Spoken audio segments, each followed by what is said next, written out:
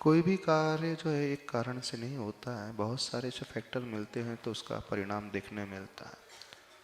हाँ, माता पिता की पेरेंटिंग जो होना चाहिए आज वर्तमान में नहीं हो पा रही है।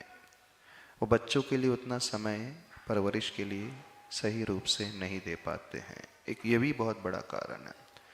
दूसरा, आज बच्चों की जो संगति है, जिनके साथ वो रहते हैं, उठते बैठते हैं, यह भी एक बहुत बड़ा रोल प्ले करता है। तीसरा, बच्चे दिन भर में क्या देखते हैं, कौन सा कंटेंट उनके भीतर जा रहा है, मोबाइल में वो लगे रहते हैं।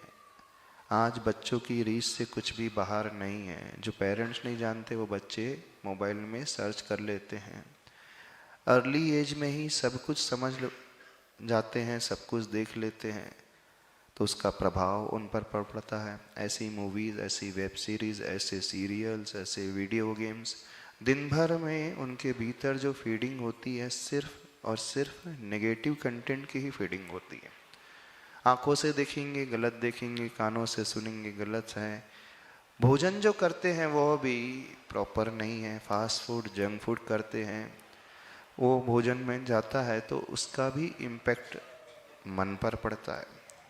सात्विक भोजन न हो कर के तामसिक भोजन हो रहा है, बहुत ज़्यादा प्रिजर्वेटिव जिसमें है, केमिकल्स हैं, टेस्ट एनहांसर है, वो बॉडी के लिए अनहेल्दी होते हैं, उसका भी प्रभाव उन पर बच्चों पर पड़ता है। बच्चों की फिजिकल एक्टिविटी नहीं है जो डेवलपमेंट के लिए, शारीरिक ग्रोथ के लिए, मानसिक ग्रोथ के लिए होना चाहिए, वो भी प्रॉपर नहीं हो पा रही है। बच्चे धर्म से भी नहीं जुड़े हैं जहाँ उन्हें संस्कार मिलते हैं, बच्चे गुरुओं से भी नहीं जुड़े हैं जहाँ उन पर प्रभाव पड़ता है। तो बहुत सारे कारण ऐसे देखने को मिल रहे हैं।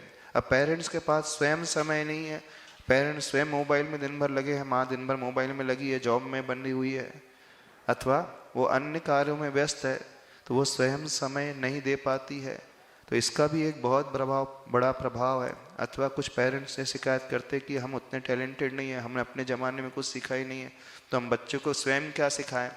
यदि ये आपके भीतर भावना आ रही है तो आप स्वयं अपने आप को अपग्रेड करना सीखो, समय के अनुसार अपने आप को भी समझाना सीखिए।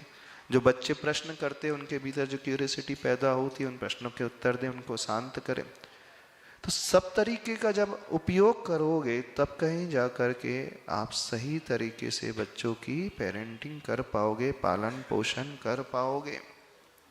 बच्चे उस गीली मिट्टी की भांति होते हैं, हम जैसा चाहें उसमें शेप दे सकते हैं।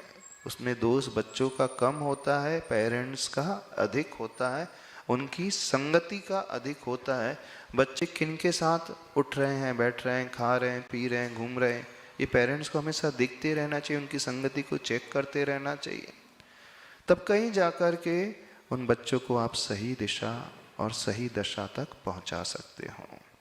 यदि आपके भीतर क्षमता नहीं है तो किसी काउंसलर से मिलें, किसी डॉक्टर से सलाह लें, क्या परेशानी। स्वीकार लेना हमें नहीं आती प्रॉपर पेरेंटिंग, हम उन बच्चों के क्वेश्चंस का आंसर नहीं दे सकते, तो जो दे सकते हैं उस एक्सपर्ट से मिले, क्या शर्माने की बात है उसमें। आप इधर उधर के सब इंतजाम करते हो तो एक अच्छे जो काउंसलर होते हैं, जो चाइल्ड साइकोलॉजिस्ट होते हैं, उनसे मिले। कहाँ परेशानी आ रही है समझ लें। क्यों व्यक्ति जो है उन मनोचिकित्सक के पास अथवा काउंसलर के पास जाने से घबराता है, क्योंकि हम मानते संसार में कोई परफेक्ट नहीं होता है, सबको सबका नॉलेज नहीं होता है। हो सकता है माता पिता इतना पढ़े लिखे न हो, समय के अनुसार वो अपने आप को अपग्रेड नहीं कर पा रहे हैं, बच्चों के जितने क्वेश्चन होते हैं उनका आंसर नहीं दे पाते हैं, तो बच्चों को उस तरीके से समझाने की कोशिश करें जिससे वो समझते हैं।